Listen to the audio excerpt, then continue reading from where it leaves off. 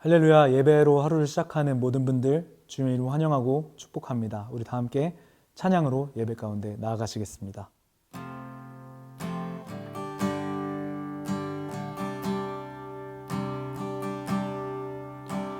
주 품에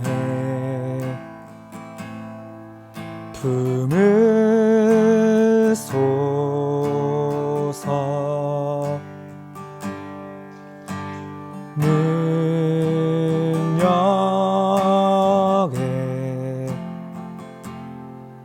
발로 덮으소서.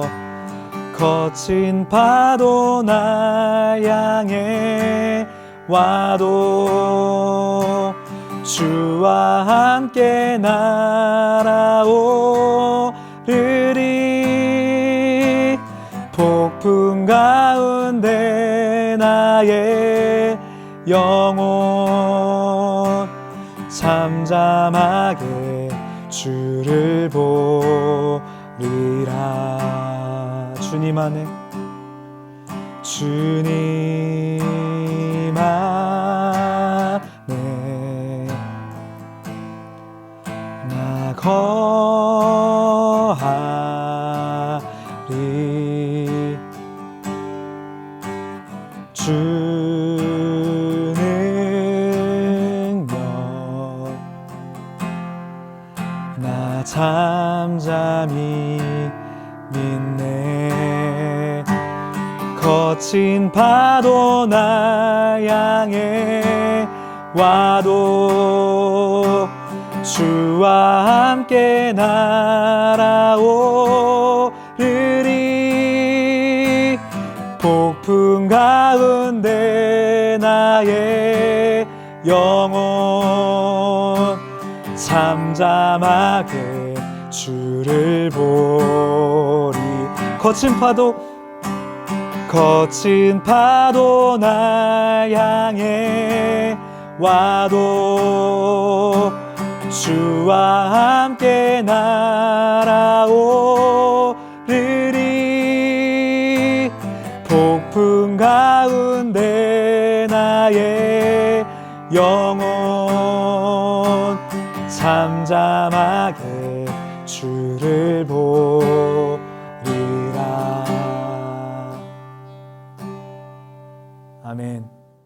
예수께서는 제자들이 항상 기도하며 포기하지 않도록 하시려고 비유를 말씀하셨습니다. 어느 마을에 하나님을 두려워하지도 않고 사람을 무시하는 재판관이 있었다. 그리고 그 마을에 한 과부가 있었는데 그 여인은 수시로 재판관을 찾아와 내 원수에게 원한을 갚아주십시오라고 간청하는 것이었다. 한동안 재판관은 들은 척도 하지 않다가 마침내 이런 생각이 들었다. 내가 하나님을 두려워하지 않고 사람을 무시하지만 이 과부가 자꾸 와서 나를 귀찮게 하니 이 여인의 간청을 들어주어야겠다. 그렇지 않으면 계속 나를 찾아와 괴롭힐 것이다.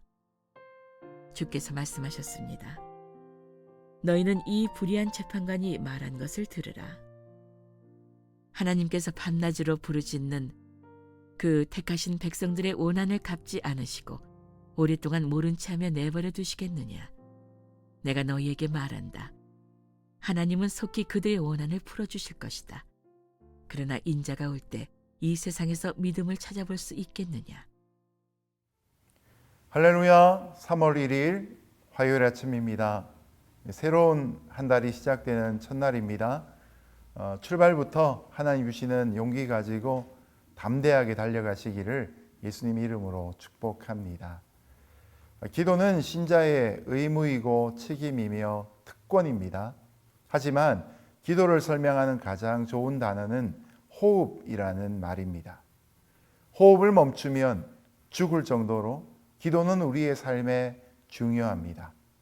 우리가 기도를 열심히 할 때 생명력이 있게 되고 능력 있는 신앙생활을 할 수 있습니다. 그런데 문제는 우리가 항상 기도하기가 힘들고 낙심하기 쉽다는 것입니다. 자, 그러나 여러분, 오늘 용기를 주시는 말씀이 있습니다. 우리가 포기하지 않고 어떻게 항상 기도할 수 있는가 예수님이 직접 가르쳐 주고 계십니다. 오늘 말씀을 통해 예수님처럼 기도하는 저와 여러분 되시기를 예수님 이름으로 축복합니다. 예수께서는 제자들이 항상 기도하며 포기하지 않도록 하시려고 비유를 말씀하셨습니다. 먼저 예수님은 항상 기도하라고 가르쳐 주셨습니다. 어떻게 항상 기도하는 것이 가능할까요? 항상이란 말은 시간적으로 아침이나 저녁에나, 건강할 때나 아플 때나, 은혜가 있을 때나 낙심될 때나 변함없이 기도하는 것을 말합니다. 또한 공간적으로는 집이나 학교, 직장에서 혹은 혼자 있을 때나 다른 사람과 함께 있거나 장소를 가리지 않고 계속 기도하는 것을 의미합니다. 꼭 항상이라 그래서 24시간을 다 채워야 한다는 것이 아니라 어느 곳에서나 다양한 모습으로 기도하는 삶을 의미하고 있는 것이죠. 이런 항상 기도하는 모습의 좋은 본은 바로 예수님이십니다. 복음서에 보면 예수님은 전날에 피곤하도록 설교하시고 사람들의 질병을 고치셨지만 다음 날 새벽이 되면 벌떡 일어나 기도하셨습니다. 제자들과 함께 규칙적으로 감람산에 가셔서 또한 기도하셨습니다. 그리고 예수님은 정해진 시간뿐만 아니라 특별한 일을 앞두고서 특별히 또 기도하셨습니다. 12사도를 부르실 때에는 밤새도록 기도하셨고 겟세마네 동산에서는 땀방울이 핏방울이 되기까지 기도하셨습니다. 그래서 사복음서를 보면 항상 기도하는 예수님의 다양한 모습을 볼 수 있는 것이죠. 예수님이 이처럼 늘 기도하셨기 때문에 예수님은 항상 성령 충만하셨고 항상 능력이 넘치셨고 사단의 괴계를 분별하셨고 십자가의 고통까지도 다 감당하셨던 것입니다. 예수님이 이렇게 열심히 기도하신 분이셨다면 하물며 연약한 우리는 얼마나 더 열심히 기도해야 되겠습니까? 예수 그리스도의 보혈에 의지하여 날마다 하나님의 은혜의 보좌 앞으로 기쁘게 나아가는 저와 여러분 될 수 있기를 예수님 이름으로 축복합니다. 어느 마을에 하나님을 두려워하지도 않고 사람을 무시하는 재판관이 있었다. 그리고 그 마을에 한 과부가 있었는데 그 여인은 수시로 재판관을 찾아와 내 원수에게 원한을 갚아주십시오라고 간청하는 것이었다. 예수님은 제자들이 항상 기도하고 낭망치 말아야 될 것을 한 비유로 말씀해 주셨습니다.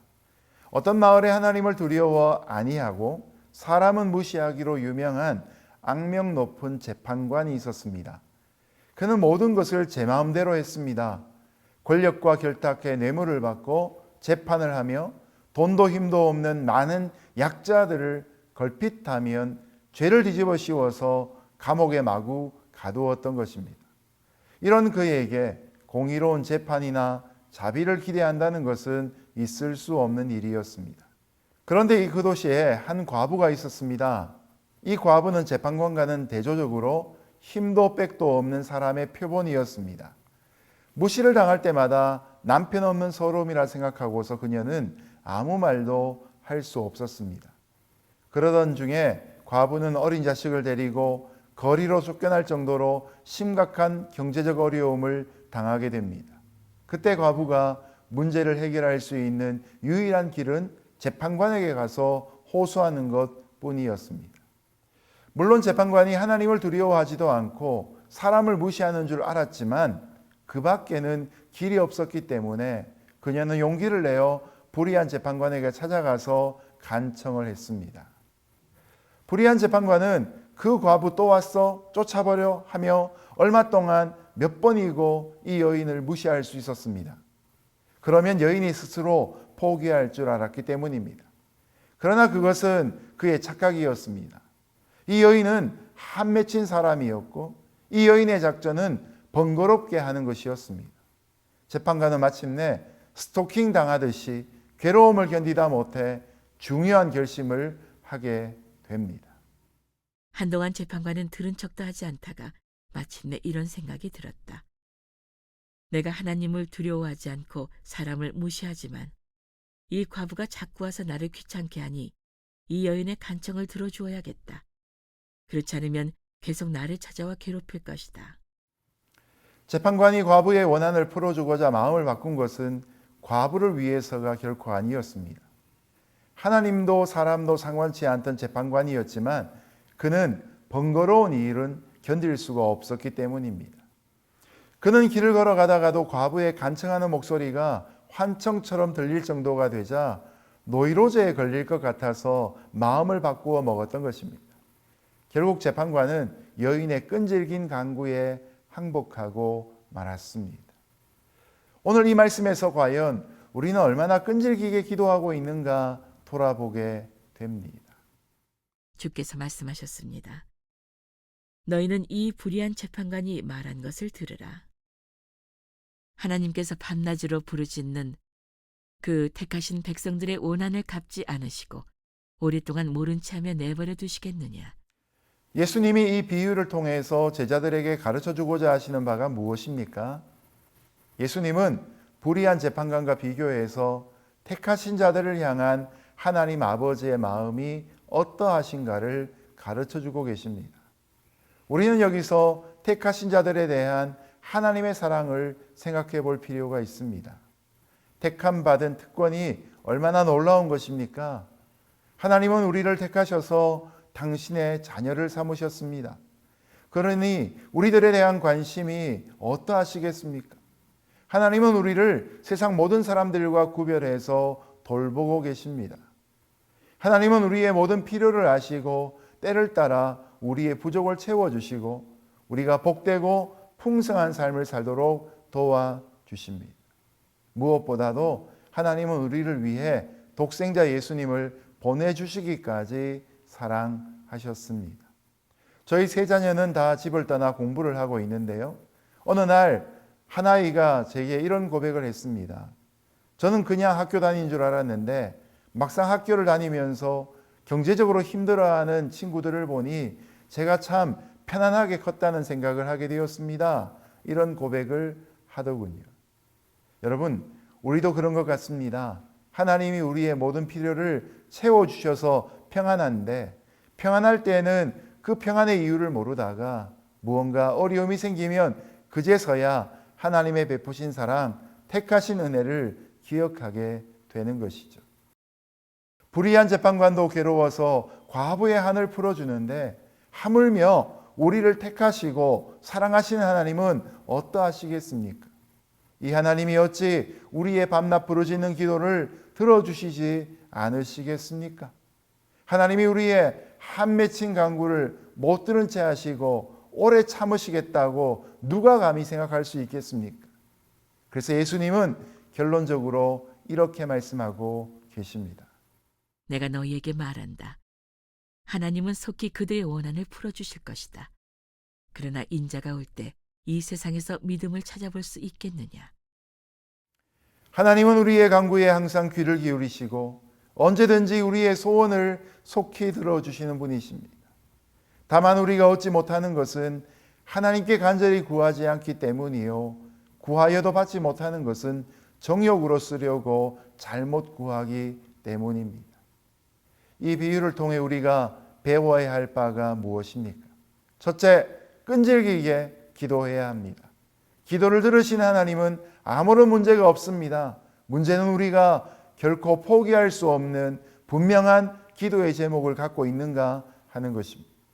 둘째, 믿음으로 기도해야 합니다. 사단은 기도하는 사람의 마음에 회의와 불신을 심습니다. 기도하는 것이 시간 낭비, 열정 낭비라고 속삭입니다. 그러나 우리는 이런 사단의 속삭임을 물리치고 다만 믿음으로 기도해야 합니다. 왜 그렇습니까? 우리가 하나님의 우리를 향한 사랑과 그 능력을 믿고 기도할 때 하나님이 기뻐하시고 가장 좋은 것으로 반드시 응답하시기 때문입니다. 저와 여러분이 들으시는 하나님 앞에 끈질기게 기도하고 믿음으로 나아갈 수 있기를 예수님 이름으로 축복합니다. 이제 말씀을 맺겠습니다. 믿음의 기도에는 역사하는 힘이 있습니다. 믿음의 기도는 큰 산을 바다에 던지는 새 역사를 창조합니다. 믿음을 상실한 이 시대에 끝까지 기도함으로 하나님을 기쁘시게 하고 하나님의 능력을 온전히 덧입는 성도 되시기를 예수님 이름으로 축복합니다. 함께 기도하겠습니다. 하나님 아버지, 귀한 은혜를 인해 감사합니다. 무엇보다 우리의 기도를 들으시는 하나님 아버지를 이 아침에 찬양합니다. 기도는 호흡이라 말씀하시는데 살아있는 자가 되기 위해, 능력을 행하기 위해 오늘도 간절한 기도의 제목을 가지고 믿음으로 하나님의 보좌 앞으로 나아가는 저희가 되게 하여 주옵소서.